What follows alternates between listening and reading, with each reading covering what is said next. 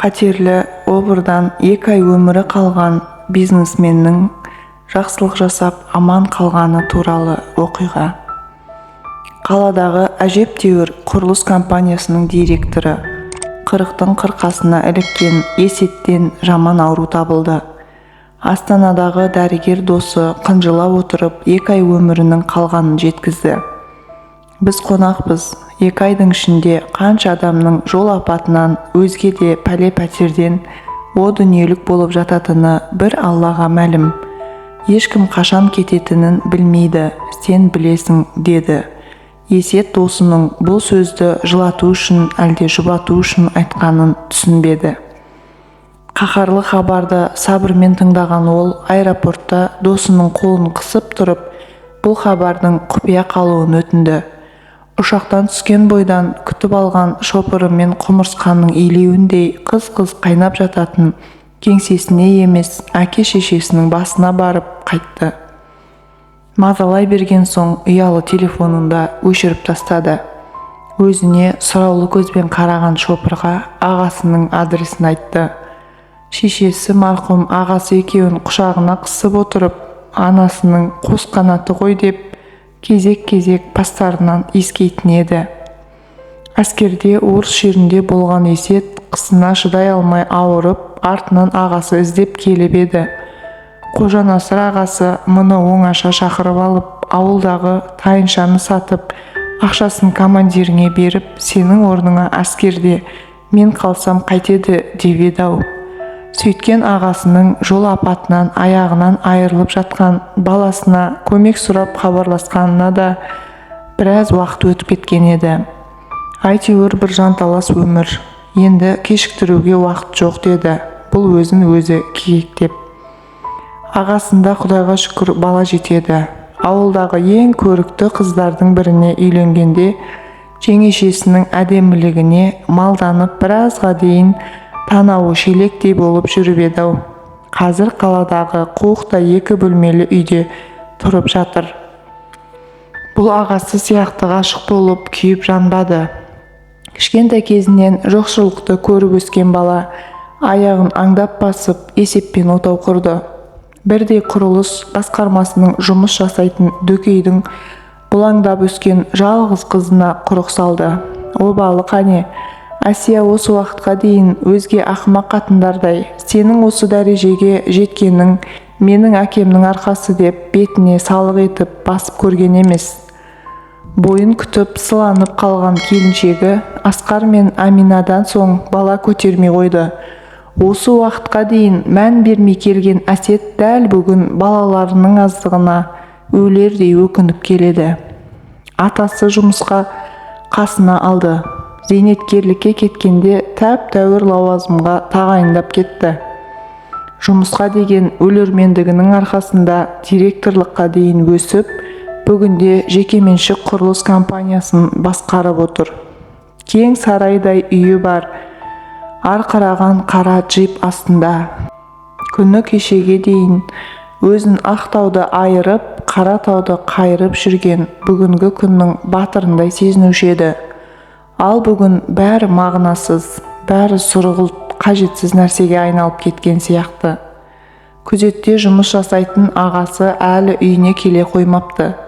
Бір кездері көздің жауын алатын сұлу жеңгесінің де өңі солғын көрінді. Ыңғайсыздау үнсіздіктен соң бұл қара тентекке келіп едім, деді күмілжіп. Көрші бөлмеден Асқаттың көке деген жарқын даусы естілгенде қуанып кетті. Бала керуетте жатыр екен. Әйтеуір бір аяғы аман, оған да шүкір. Көке, сенің келетініңді білгенмін, түнде түсімде көрдім, деді бала бұны тас қылып құшақтап алып. Есеттің жүрегі езіліп кетті. Асқаттың қасында біраз отырды. Бала фантастикалық кітап оқығанды ұнатады екен. Оқудың үздік оқитын, ол болашақта хирург болуды армандайтынын айтты. Аяғым бар кезде мектептегі футбол командасының ең мықты шабуылшысы едім, деп мақтанып та қойды. Ертең шетелге алып кететінін естігенде жүзі қуаныштан бал-бұл жанып шыға келді. Орнынан тұруға оқталғанда қолын қысып, көке, Мені емдеткен ақшаңызды аман жүрсем қайтарамын, деді нық дауыспен. Бұл баланың қайсарлығына риза болды. Енді ол ақша көкеңе керек болмайтын шығар, деді ішкі дауысы. Жеңгесі ас үйге шай жасапты. Бой жетіп қалған Мадина жұпыны киімінен қысылғандай имене қарап сәлем берді. Азық-түлік дүкеніне барып, бірнеше пакетті толтырып, Асхатқа компьютер алып қайтып келгенде ағасы жұмыстан оралған екен. Екеуі құшақтасып амандасты. Баламысың деген Асхат жолға жиналуды бастап та жіберіпті. Компьютерді көргенде бала ысқырып жіберді. Кішкентай үйдің іші үбірлі-шүбірлі балалардың қуанышты үніне толып кетті. Не алып берсе де қуанбайтын өз балалары есіне түсті.